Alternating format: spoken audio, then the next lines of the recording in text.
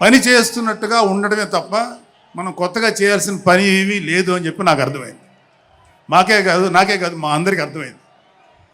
So మేము దీన్ని ఎంత గొప్ప అదృష్టంగా తీసుకుంటున్నామంటే, పవన్ కళ్యాణ్ గారు మీరు పని చేసేటువంటి మేము ఇక్కడ ఏదో పని చేసాం అనే తృప్తి మాకు ఇవ్వటం కోసం ఆయన మమ్మల్ని అపాయింట్ చేశారు తప్ప ఆయన గెలుస్తారన్నది, ఆయన అఖండ విజయం సాధిస్తారని ఆయనకు ముందే తెలుసు. కానీ ఆ సాటిస్ఫాక్షన్ మాకు ఇవ్వటం కోసం మాకు ఈ అవకాశం ఇచ్చారు. అయితే అది మా అదృష్టంగానే ఫీల్ అవుతున్నాం. చంద్రుడికో నూలు పోగులాగా ఆయన పడిన కష్టానికి ఒక చిన్న పని చేసామనే తృప్తి అయితే మాత్రం మాకు నిజంగానే ఉంది. అయితే ఇక్కడ పిఠాపురంలో పవన్ కళ్యాణ్ గారు అఖండ విజయం సాధించడానికి 2 ఫ్యాక్టర్స్, 2 ఇంపార్టెంట్ ఫ్యాక్టర్స్. ఒకటి మన ప్రెసిడెంట్ జనసేనాని పవన్ కళ్యాణ్ గారు అయితే, రెండో ఫ్యాక్టర్, నాట్ వ్యక్తి, ఫ్యాక్టర్ పిఠాపురం జన సైనికులు, పిఠాపురం పౌరులు, పిఠాపురం ఓటర్స్.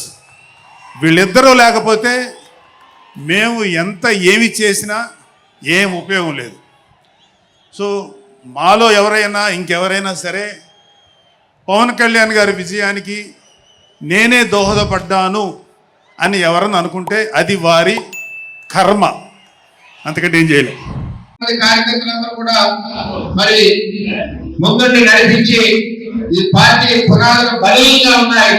ఈ పునాదులు పగలగొట్టి దమ్మ ఎవరికి లేదని మన కార్యకర్తల యోగా పాదయాత్రలో నిరూపించడం జరిగింది.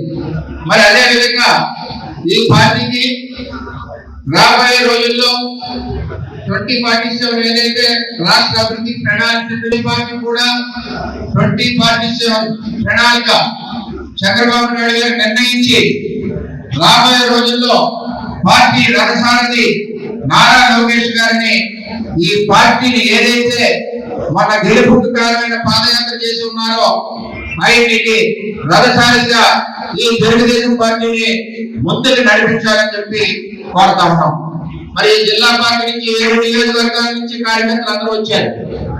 మరి మనకి పార్టీకి ప్రణాళిక ఉండాలా కలవాలా, దీని ద్వారా మనం అధ్యక్షుడికి తెలియజేద్దాం. పార్టీకి భవిష్యత్ ప్రణాళిక ఉండాలి, భవిష్యత్ తరం నాయకుడు మరి నారా లోకేష్ గారు ఉండాలి అన్న వాళ్ళందరూ కూడా చేతులెత్తవలసిందిగా కోరుతా ఉన్నాం. నారా లోకేష్ గారి నాయకత్వం, చంద్రబాబు నాయకత్వం. అందువల్ల ఏదైతే లోకేష్ గారి ప్రోగ్రామ్ డిజైన్ చేశారో కార్యకర్త అధినేత అన్నది ఇది మనందరికి కూడా ఉపయోగపడేది. మన కార్యకర్తలందరికీ కూడా ఈ సమస్యలు మనం తీసుకోవడమే కాకుండా ఈ సమస్యల మీద జిల్లా అధికారులు కానీ సంబంధిత అధికారులు కానీ స్పందించవలసిన బాధ్యత ఉంది. ఆ విధంగా మానిటరీ అందరూ కలిసి చేస్తామని చెప్పి తెలియజేసుకుంటూ సెలవు తీసుకుంటాం.